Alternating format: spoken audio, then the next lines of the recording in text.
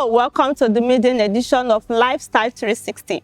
Lifestyle 360 is a TV discussion program where we focus on topical issues in Nigerian society.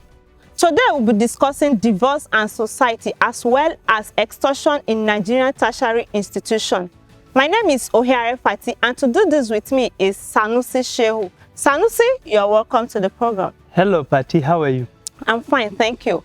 Our guests will be joining us anytime soon, but before then, let's take a short break. Please stay with us. Target located. Engaging target.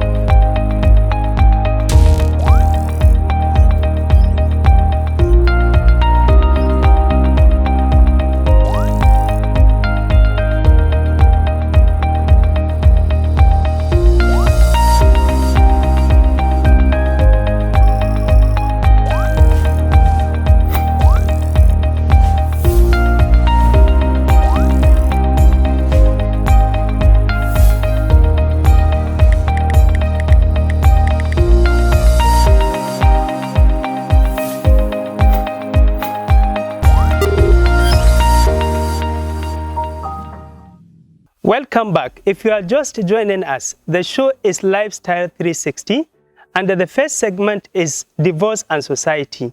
To do justice on this topic, we have with us erudite scholars of different disciplines.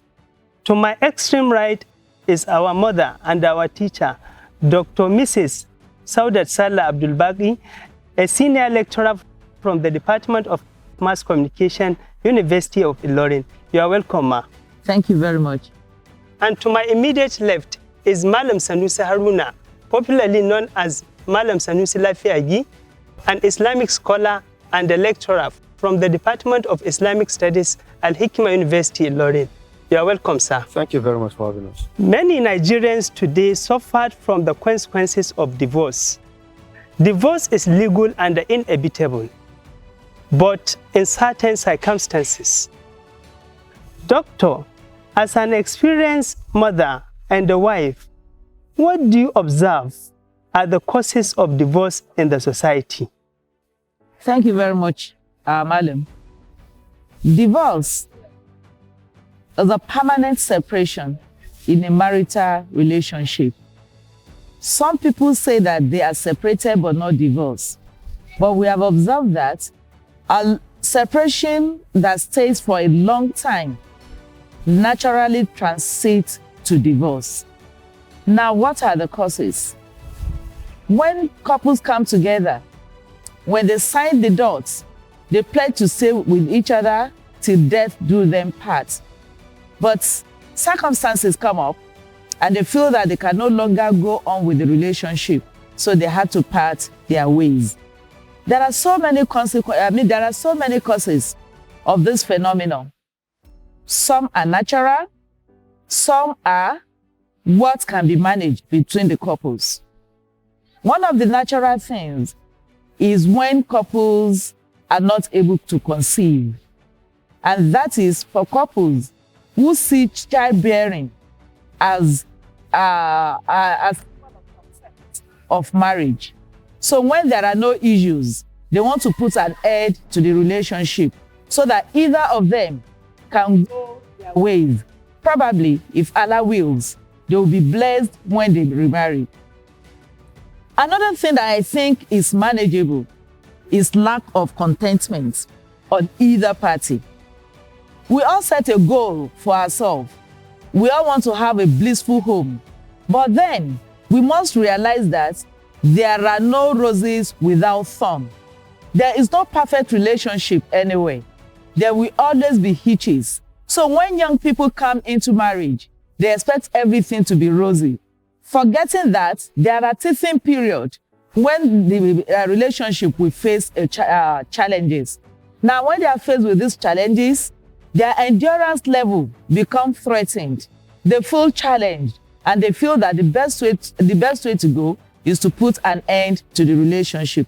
And let me quickly add that parents who are supposed to be experienced, who are expected to have told the path that these children are towing, are supposed to set them right. The parents are supposed to guide them, but some parents fail in this responsibility, believing that while they suffer in their own relationship, they don't want their children to go through the same thing. Meanwhile, we forget that everybody must experience both the sweetness and sourness in marriage. The only thing that we pray for is that the degree should not be beyond our endurance level. Thank you very much. Thank you very much. Malam Sanusi, please, can you briefly tell us the Islamic perspective on divorce? Briefly. Bismillah ar-Rahman ar-Rahim. Just like my teacher, our mother has mentioned, divorce is natural, and as far as Islam is concerned, it is also legal. It is unpalatable, but in certain circumstances, it is inevitable. And this is why Almighty Allah subhanahu wa ta'ala has designed a marriage institution that is not a do-or-die affair. It is such that whenever couples are unable to manage their differences, either of them is given the opportunity to end the marital relationship before it descends into anarchy. So Almighty Allah revealed verses in the Quran that talks about divorce, but more importantly, He revealed a whole surah in the Quran known as Surah Talaq, the chapter of divorce. This is to tell us the extent to which it is permissible for either party to call it quits when the relationship becomes toxic or manageable before it descends into a very terrible situation. Malam Sanusi, let me come to you again. What are the causes? What are the effects of divorce? There is no gainsaying the fact that divorce is unpalatable and it has consequences, negative consequences on the individuals involved in the marriage, on the children if they have issues, and on the larger society, at large. One of it is that it creates animosity between a couple that were hitherto in love and lived an affectionate life. Almighty Allah says in the Quran that even when divorce happens, وَلَا تَنْسَوُا الْفَضْلَ بَيْنَكُمْ, do not forget the honor and dignity with which you once lived with each other. But the question is, how many people part ways on friendly grounds? How many people part ways on mutual grounds? Usually, we don't follow the dictates of the Sharia concerning how divorce should happen. Even coming to the issue of iddah, how many women are allowed to do their iddah in their husband's house as Islam legislates? So the animosity it creates between the two individuals that were hitherto in love. The number two is that sometimes people have to go through court cases. This is so painful that they have to reveal all their secrets to the public, to a judge, just to pronounce, to seek the solution. Now talk about children. We talk about hadona, that's child custody. In many cases, women are now allowed to have the custody of their children as the Sharia dictates. The woman is to have the custody of the child until the child attains a certain age. In a situation where she's unable to take care of the child, the custody transfers to her mother. But we have situations where women are divorced and their children are taken away from them as though they were not the ones that carried the children for 9 months. So then we also talk about the care for the mother and the child even after divorce. Until a woman remarries, the care for her and the child rests on the shoulder of the man. Because there is no how you will be caring for the child without necessarily caring also for the mother. Well, I'm not saying you should buy clothes for the mother and thereabout. She's taking care of herself. But then you have to pay her if she's breastfeeding the child. Because she's no longer your wife. So breastfeeding the child requires that you have to pay her to be doing that. Then talk about what the child will wear, what the child will eat, the school the child will go. We have seen many divorced women in society today that are solely taking care of the children that they bought for their ex-husbands. So these are not... Does that mean if either of the party seek for divorce? What I mean by that is if a man seeks for divorce or if the woman seeks for divorce, the same thing is applicable? Of course, in both situations. Okay. In both situations, the custody of the child is in the hands of the mother unless there is a legally valid excuse why she can't take care of the child. For example, if she becomes a Christian, she abandons Islam, or she's a heavy drinker, or she is a prostitute, but this have to be established before a judge. It is not for the individual to just take laws into their hands. Thank you very much, sir. Thank you. How can we curb divorce in the society? And what are your advice on the current and the prospective couples? Let me start with Doctor. Thank you very much. I think it is necessary that children are given good orientation right from their childhood. If they are given good orientation, they know the metrics to determine whom they are going to marry. They should not be left on their own to say, this is the man I want to marry. They should be educated on the ethics of running a home. Then the parents too should be very good examples to their children. Some people, they form an habit, they form an opinion, they develop this mindset about marriage based on what they have learned indirectly from their husbands. They have developed a thick skin. Some girls will tell you that I can never respect my husband because my mother was so respectful and my father enslaved her. Now, because of this mindset, she goes into the institution of marriage with a very high ego. She's high-minded, she's a career lady, she believes that she cannot subject herself to the control of any man.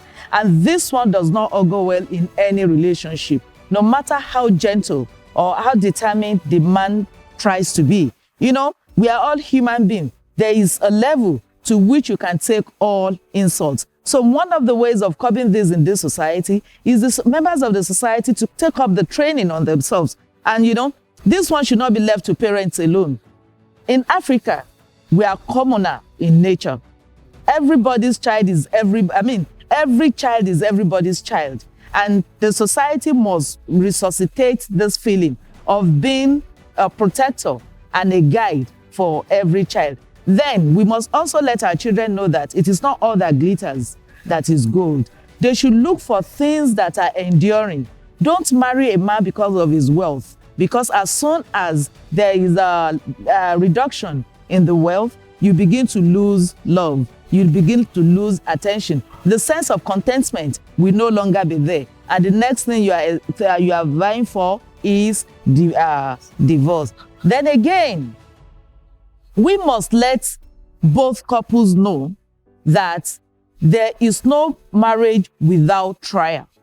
When they grow up with this sense and they come across some challenges in their relationship, they will remember the advice that they have been given earlier. And that is why counseling is very, very important before we go into the institution of marriage. We should have pre-marriage counseling for the children. Experienced mothers, experienced fathers should lecture them on what to expect when they go into marriage. Unfortunately, in this community, we always have counseling sessions for the girls, but not for the men. We believe that the men will be matured enough to cope with whatever comes their way. But unfortunately, that is no longer the case. So I think we need to emphasize the need for pre-marriage counseling, during the marriage counseling, post-marriage counseling, so that every party will know what is expected of him and her. Then, having children is very good in a relationship, but it shouldn't be the ultimate, because I know Malam will be telling us that Allah creates things differently. There are some that will have issues. There are some that he will not bless. It is his making.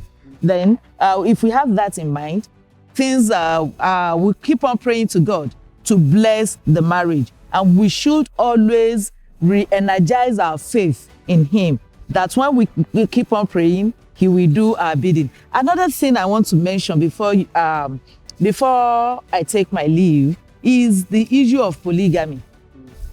Many women abhor polygamy.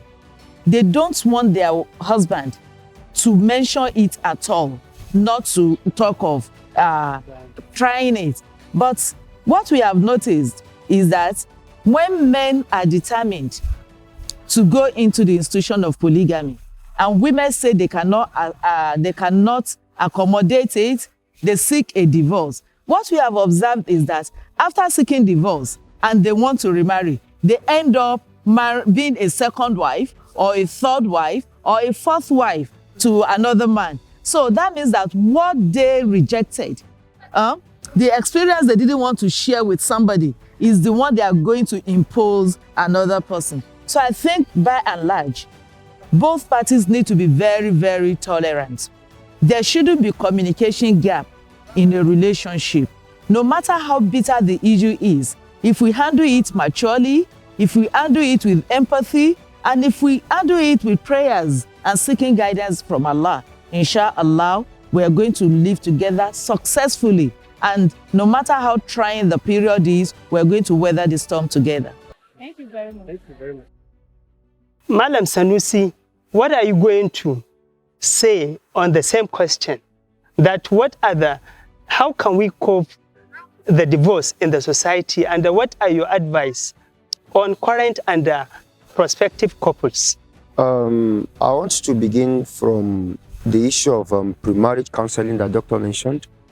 That myself and a friend, we partnered to have Al-Mawadda Consult, where one of the agenda of the organization is to organize pre-wedding counseling for prospective couples, because we have realized that there is a gap. Doctor mentioned that women are the ones who usually get this counseling, men are left behind. That is a fact. Right from time, even when our parents would call our sisters just moment before they get married, they counsel them, but nobody speaks to the boy. If I right from childhood, women are being told, hey, you will not do this, Abi. One day you go to your husband's house, is that you go and do this? But nobody counsels, nobody nurtures the boy to be a good husband. Some of the things I want to add to what our mother has said is the issue of finances. Many couples do not talk about finances prior to marriage, and then it becomes an issue after marriage. For example, a lady recently got divorced, and one of the issues was that the man married her into his own father's house. So she was only given a room with her husband within his father's house. She doesn't have the privacy with her husband. Another lady sought divorce the other time. The husband married her and placed her in the same house with her co-wife, just door to door. It was not comfortable for her. So because people don't talk about finances before marriage, talking about how much will I be earning per month, how much will you be giving me as allowance, or how would we be managing this, food and other things, then where would I stay? Would I have my own apartment, or would I be staying with others? All these issues need to be highlighted, and addressed before marriage. It causes a lot of issues. Then the issue of communication gap. Today, the social media, our phones have taken a big position in our lives, such that they have almost turned to our second, third, and fourth wives, or our husbands.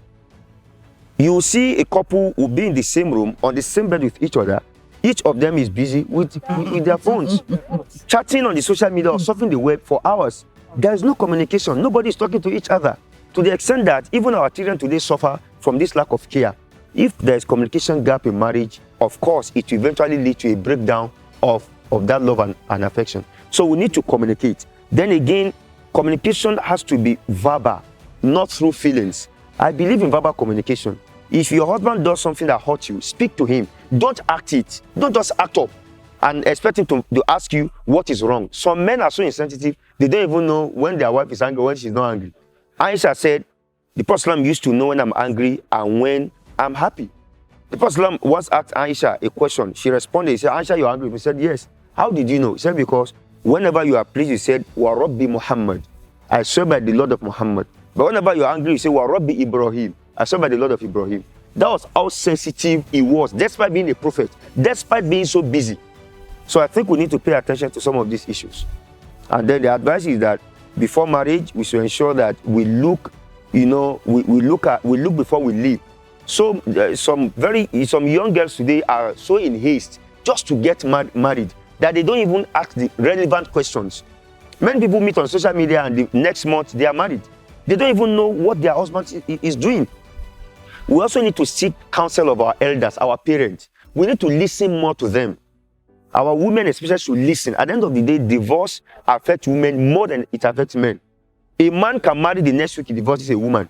A woman will firstly have to wait for either period. Then what about the emotional hurt? It is her body. She is using her body. A woman goes into a marriage with everything she has.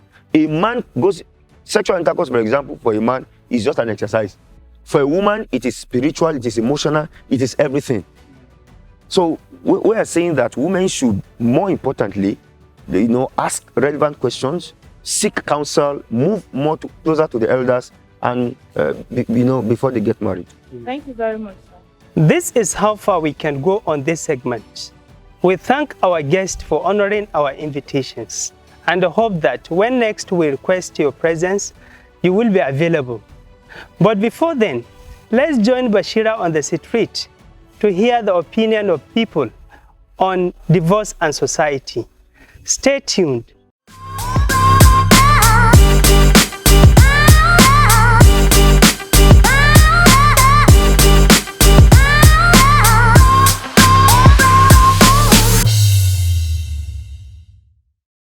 What's your opinion on divorce? Thank you very much. Divorce is a social malady that has gone to be tolerated within the society, which the man and the woman, if they are two married, they go their separate ways. We want to understand that the divorce has its own victims. The victim, first of all, are the children that will be put in disarray. The second one is the woman, and the third one is the man himself. So divorce do come deeply rooted on misunderstanding between the husband and the wife, and each one of them lack of management of such crisis, which crisis naturally is one of those things that we cannot isolate from the life of man. But the capacity to manage such crisis goes a long way towards creating harmony in the family. However, when it is not done and it is not manageable, the last option for the husband and the wife is to seek for separation. This is a social malady in the society. However, to a certain level, divorce is tolerated. If it is the last option. In Islam encourages that people should understand, and it gives a very long toll before that option should come forth. And in fact, we were told that God even abhors what we call divorce. So naturally, we should be vanguard of those people campaigning against divorce, that we should engender mutual understanding, respect, and kindness, and conflict resolution among couples. There are many opinions on divorce, but the first one I felt that both parties should be tolerant. Tolerance is supposed to be the first. So after a man and a woman being tolerant, that they are tolerant to each other. So when there is no solution after the tolerance, there is no I don't think there's anything bad in that people go to the place if they don't understand themselves, because that's the reason why we have marital issue, that at the end of the day a woman killed her husband, or husband mistakenly killed her wife during the violence. So they should just tolerate themselves. But if they cannot, that they've sampled that they see that the tolerance is not working, they should both go their own way. It depends on how a family handle an issue, because poverty can be it, fornication can cause it, and many other reasons. So who suffers divorce? The children mostly. Mostly? Yes. Expatiate, please. Okay. The children suffer divorce because if the father or the mother divorce their mother or the father, they will be kept in one side. Maybe they can be staying with their mother or their father. So, and there won't be a proper caring. So what's the solution? The solution is one, patience. When there is anything that demands patience, after that is patience. Then mutual understanding, respect, and then you should have the same purpose. And communication is very, very important. We should not live on assumption. Husband and wife, we should try as much as possible to be very effective in our communication and understanding. Thank you very much. To avoid that killing of woman or woman killing her husband, so they should both go their own separate way. Yes, Islam does not tolerate that. It's not the last option. But since because most of us, we are not, maybe we don't have normal courtship, or we don't understand ourselves before we go into the marriage. So they should just think, I felt that they should just go their own way, separate way, instead of avoiding unwanted death or committing suicide. Well, as we know in Yoruba land here, we even tell our female, even our women, to be enduring in their marriage, that there is no perfect marriage in this life, even all over the world, no perfect marriage, but they should be enduring. There should be patience. They will be enduring. You cheated on me, you do this thing, you do that thing. All these things should be kept aside. So they should be enduring. They should understand themselves. These are responses of our respondents in the society. This shows the level at which divorce is unnecessarily rampant in our society. This call for solution. I am Bashira Abdurazak. Let's join Fatih. Target located. Engaging target.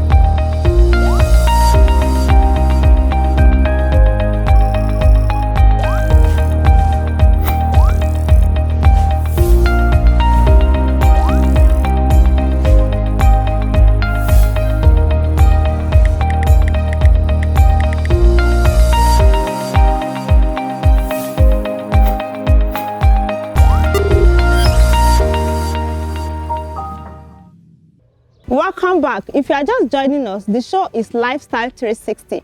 On this segment, we shall be discussing extortion in Nigerian tertiary institution, just as you have seen from the extract of a movie titled Citation, produced and directed by Kunle Afolayo, acquired by Netflix. With me today is Pastor Tunji Alu from the Department of Geology and Mr. Tunde Ishola from English Language Department. And my far right there is Mr. Teslim. Mr. Teslim, the President, Association of Mass Communication Students, all from the prestigious University, Al-Hikma University in Ilorin.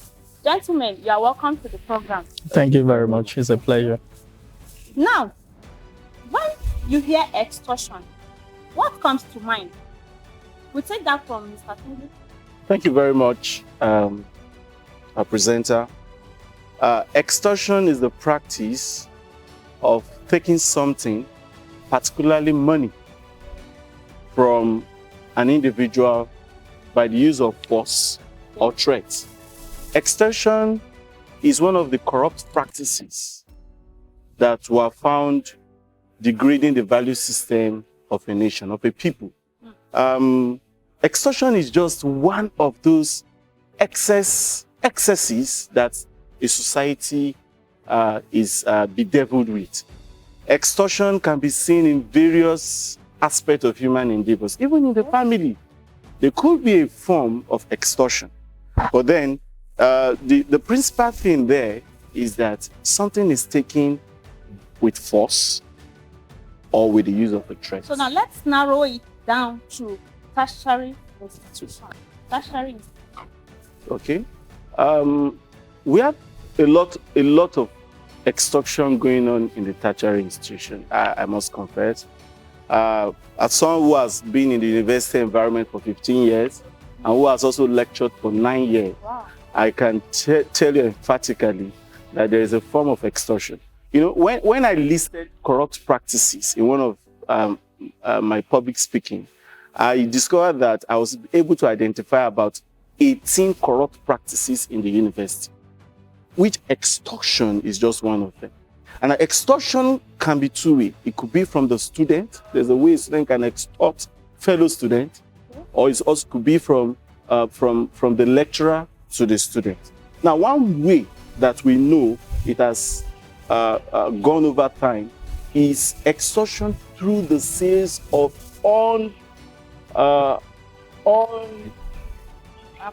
unapproved textbooks, where lecturers forms handout. That's why in Alikma University, the sale of handout is prohibited. We don't sell handout, and so many universities also, handouts are not sold. So that's just one. Thank you very much. Let's hear from Mr. Tunde. When you hear extortion, what comes to your mind? Well, the truth of the matter is that extortion is one of the demeaning challenges that we have in our higher institutions of learning. And yes, it is bi-directional. Extortion from the lecturers to the students, extortions from the students to the lecturers. You see, you have to believe me, because there are cases whereby we seem to focus emphatically on the fact that it is only the lecturers that seem to extort the students. Well, from experience, I haven't been a student for a very long time. Then in the recent time, a lecturer. So I seem to have this clear viewpoint of how it works. You see, there are cases whereby there will be a class, there will be lectures for several weeks. Then after the conclusion of the lecture, you are preparing for test. Then you will just see some students coming over. They will tell you that, sir, yes, they will tell you that, sir, I am also taking this course. I'll be surprised. Why? But of course, we've had weeks of lectures. I haven't seen you for once. Then they will say, please help me. I don't mind whatever it is that I can do. That is extortion. From students even to the lecturer. So it's a kind of a serious immoral attitude in the university system that is degrading the value and the value and the value system in the university, and it is really having a deteriorating effect on the, how do I put it, on the productivity in the university and in the country at large. So let's hear from Mr. Teslim Kolaole. Thank you very much, ma'am.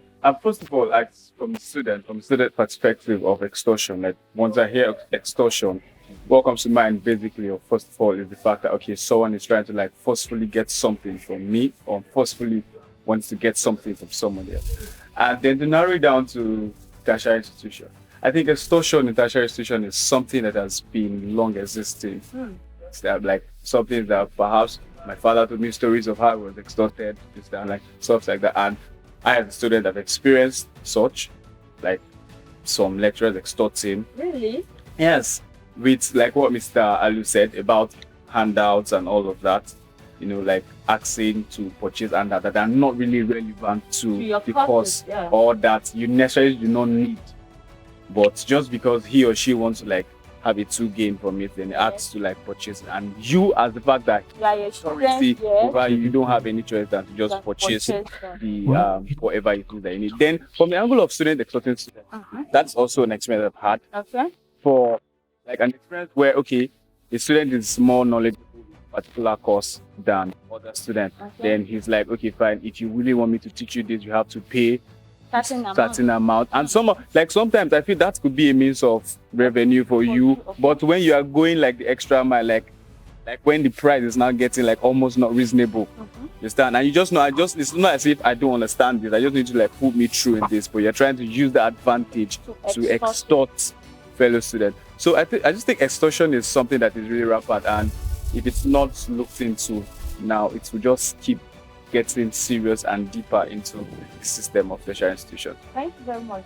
So coming to Pastor Alu, what do you think is or are the causes of extortion in our tertiary institutions? The first thing is a degraded value system. Okay. When a society has lost a value system, anything goes. All forms of corrupt practices, from drug abuse, prostitution, aristo in brackets, the taking of drugs, codeine, tramadol, fermented urine for 10 days, monkey grass, lemongrass, monkey tail, sockaway, a lot. I can list about 30. Okay. Now, the value system has been eroded. What do we see as value? Because value is a set of principles or standard of living accepted by a society. When you see a society, you see their value. The average Nigerian is a hardworking man. The average Yoruba man is an intelligent man. So, and of recent, I did a research and I discovered that the value system, from my own personal observation, that the value system that we hold highly esteemed, especially from the western part of this country, are about 6. Why wealth is the last? We have wisdom, what Yoruba call lakai. We have honor. We have value and valor. That's why the Baloguns are always next to the kings. We have omoluabi. That's a man with visible source of livelihood. We have, and the least of them is wealth. But today, because wealth is celebrated, people will do everything to be wealthy. To the extent of extortion, even from lecturers. Because they want to write cars that their colleagues elsewhere, outside the university system, are writing. So they do everything possible. So my first take on this is that we are losing our value system. That's right. We are losing it. What do we honor? Is it integrity? If it is integrity, I'd rather be on the side of integrity than to be accused of extorting a student of 1,000 naira. So for me, our value system is down. So it's one principal reason why we have extortion and corrupt practices on the rise. Thank you very much. So coming from Mr. Tunde, as a lecturer, have you ever experienced students trying to lure you into partaking in extortion? Yes, of course. Like I tried to mention earlier, you see, there are cases where a student will come to meet you and they will tell you, please, sir, you need to help me with this. I missed your test. Sir, I can do everything that you want. Please just allow me to rewrite the test, or you can just, upgrade, whatever marks that you feel that I'll get in the exams, stuff like that. And she'll be willing? She'll be willing to do everything possible. So that is one. Even after probably the conclusion of exams, they'll come. They'll come to meet you, sir. I wasn't feeling too well during the exam and stuff like that. Please, can you actually help me? I'm willing to do everything possible that will make me pass the exam. So is this only applicable to the female folks? Well, I didn't say that because even the males will come and they'll be willing to offer you something. I'm talking in terms of, gifts or cash. So it is, you see, it is a cankerworm that has eaten deep into the fabric of our, of the country, of the nation. You see, it's a general disease. Wow. It is endemic in our society. And we should try as much as possible to put in place several operationalization strategies that will actually curb this act. Otherwise, we'll keep living in a society whereby there will be no value, there will be no system, and we'll be drifting on the sea of uncertainty. Thank you very much. Coming to you, Mr. Teslim, as a president, and has your office or as an individual ever received a complaint regarding extortion? Yes. Even aside the fact that I lead the department as president, personally, because I tend to like enhance relationship between myself and other students. So personally, I've received complaints from fellow students complaining about occupying such students, fellow students extorting them, and stuff like that. And I think, but what we tried to do was to get closer to them, to the students, and to see how we can curb this issue by asking them, okay, reasons why they tend to do this. Then sometimes this extortion thing is some of the students that extort. I'm basing it on the student level now. Okay. Some of the students that extort from other students. Okay. Some their reason for doing it is because perhaps they do not have enough to cater for themselves too, and because they have this advantage over these people, they tend to use that advantage to get themselves back on track. Understand? So what we did is to, if that's the situation this particular person is facing, then we try and see how we can assist the person, if it's financially or whatever we can assist, so that that notion of extortion would die down. Because if it generalizes that because okay, fine, it doesn't have now, that's why it's trying to extort. If eventually it gets to have, that mentality of extortion will still live with him. So that's exactly. So that will now lead to becoming the leader of tomorrow, and he has no other notion other than extorting, getting. Now he even has the power to do whatever he wants to do. So I think from the student level, we try to like enhance relationships more, so that we can say, okay, if there's anything you're needing, come close to us. Let's see how we can assist and see how we can move things forward. And I think another measure we put in place was to get lecturers involved too. You understand? So if you feel you don't want to talk to a student about it, you can talk to a lecturer who is a mother figure, a father figure, and see how you can just help. So, and I think with that, because yielding results? Yeah, when we assumed office, the executive, we had the issue. That was one of our major issues that we needed to tackle. But I think now we have, I don't know if, I would say after examination, I think the level of extortion has really reduced. So I want to say maybe they are scared of voicing out again, because we have opened a very good platform for them to Thank you very much. So, gentlemen, let's make this very quickly. I will take that from Pastor Ali. How do you think we can curb, if not put a total stop to extortion in our institutions? I will start by saying first we must begin by giving a reorientation of the people. We must continue to educate every member of this community, of the university community, on the need to act rightly. And that's why we have the National Orientation Agency at the federal level, who are meant to continuously, because it's a continuous education, continuously educate our community on the ways to act right. That's one. Two, we need, in form of those education, our values are reinstated. Someone said, the longer you say it, it becomes a reality in you. So we continue to say it until we see changes. Now, going to the specifics, I am of the opinion that if you want to check human, you must devise means where you can do it remotely. Professor Loide, who was with University of Illinois and now with JAM, has done tremendously well in monitoring the JAM exercises. And that's why you see that the current results are very low.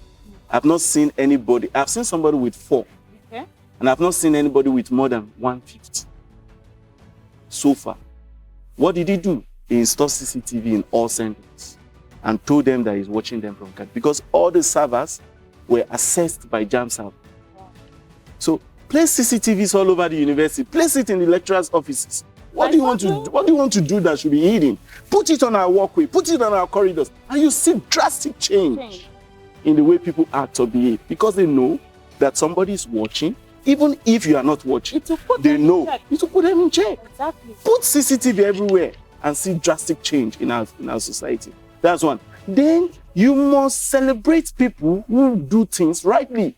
A lecturer has been teaching very well. A lecturer has been very punctual in his duties. Celebrate him. You don't need to give him money. Paste his pictures everywhere. Let them know that this is the lecturer of the month. That's the way to encourage good hard work. Encourage them. Celebrate hard work. Let the students see that this man is not among those that do extort. And be motivated. Then also name and shame those who have been found wanting. Because when there is no deterrent, people will try it, they will do it. So call this person, put their pictures everywhere. These are people who have acted badly. And so these are how we treat people who acted badly. If we do just these 3 or 4 things, we'll see a drastic change. And people who do this can never make heaven. In 1 Corinthians chapter 6, verse 10, it says, no drunkard, no violence, no covetous shall inherit the kingdom of God. In Matthew chapter 23, verse 25, it also says, woe to you, scribes and Pharisees. He said, woe to them. He said those that washes the cup and the platter and makes it look nice, whereas within them are extortioners. That's what the word says. Thank you very much. So, Mr. Atunde, Yes. let's hear from you. How do you think we can curb extortion in our institution? Yes, we need a total reorientation of mind. It has to be from the grassroots level, because extortion is just one of the issues that we have in Nigeria. And we need to start from the family level. Everyone should be an ambassador of change. It is very important. You see, we live in a world of moral collapse. So we need to start a total reorientation from the family. Everyone should be an ambassador of change. Reorientate. Talk to your child. There should be a democracy in the family. Don't be a dictator. Don't be an overlord. So there is room for amiability. There's room for you to have a kind of a discussion whereby you can have meaningful changes. And when that is done within the family, it will transit to wherever it is that the child goes. So the value system will always be there. Then most importantly, we should all turn to God. It is very important, because I believe that anything that is built on God's foundation will surely flourish. So it is very, very important. Thank you very much. So, Mr. Teslim, can you hear from you? I would just say, like, ways of curbing extortion will definitely start from individuals, like from ourselves. But we need to check ourselves if we are not, because sometimes we might be found wanting in this and we will not know. So we need to check ourselves and see that, okay, fine, we are free from extortion, or we don't extort people. That's like the kickstarter of how to like curb this extortion thing. So, and just like my lecturers have said, most importantly, we have to like be closer to God. But if someone has the good fear of God at heart, he would certainly not want to like extort from his fellow human. And the value too, we need to uphold our legacy, our value. We need to be known for good. Understand? If you have it at the back of your mind that, okay, for wherever I'm going to stand, wherever I'm going to stay, everybody around that place should know me for this particular good. Not when I'm gone, then people now say, okay, when he was here, he did this, he did that. So by the time we check ourselves and we ensure that we are free from this, and we ensure that we are closer to God, and see how we can also preach to other people to avoid this extortion. With that would yield positive changes, and to really, really reduce, if not to put the total stop to extortion. All right. Thank you very much, gentlemen, for coming. And we appreciate your contribution. Thank you. And we hope to meet again by the grace of God. Right now, let's join Abdulateef on the street to hear what the people have to say on extortion in Nigeria tertiary institution. Please stay with us.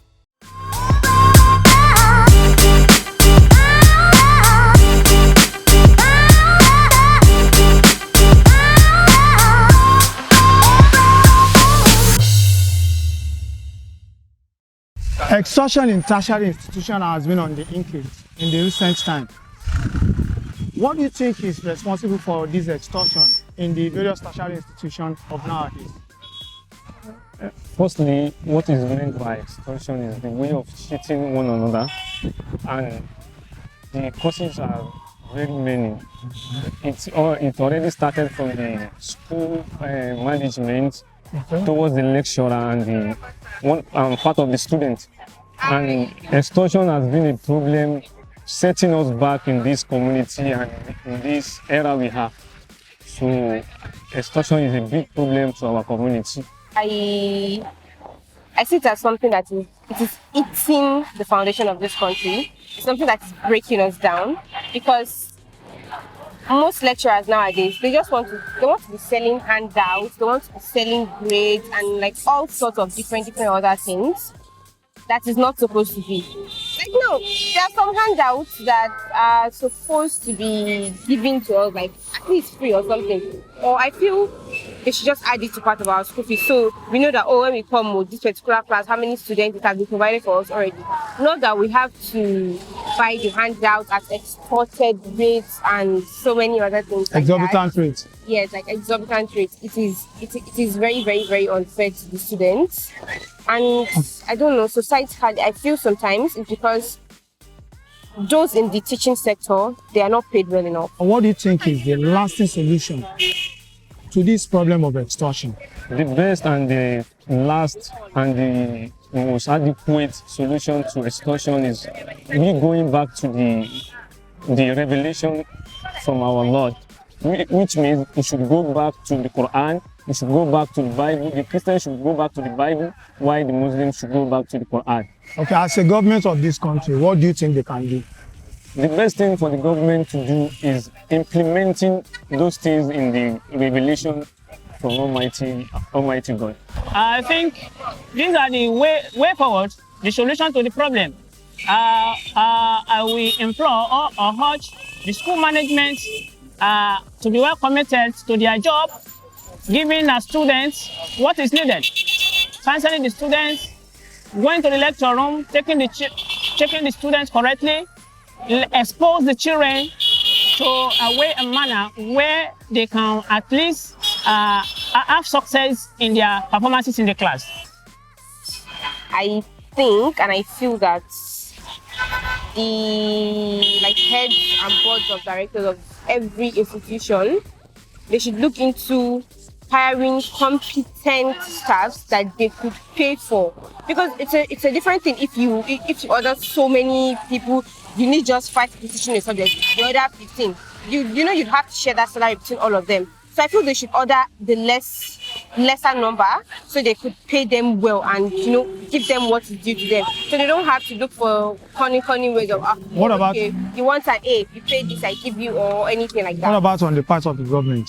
On the part of the government and parents, the government should recognize them more.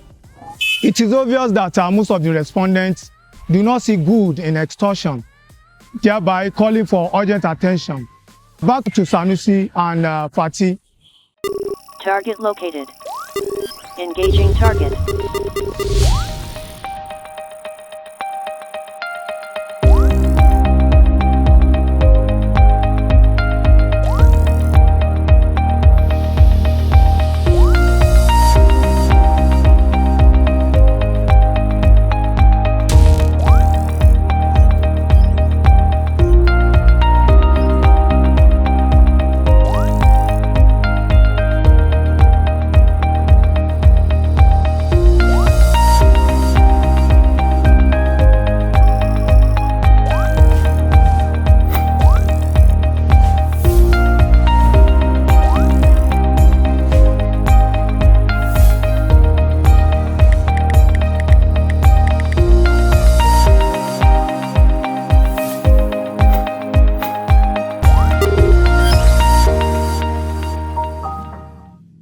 At this juncture, we draw the curtain of this program. We thank our guests for their contributions. Our appreciations go to our producer, Dr. Bashir Ajijola, and our director, Mustawonu Taj, and other crew members, Amina, Zuliat, Alasrin, Fatima, and our technical crew. I remain Sanusi Shehu. I am Ohiare Fatih. Remember to wear your seat belt and drive safe. Till we come your way next time, stay blessed.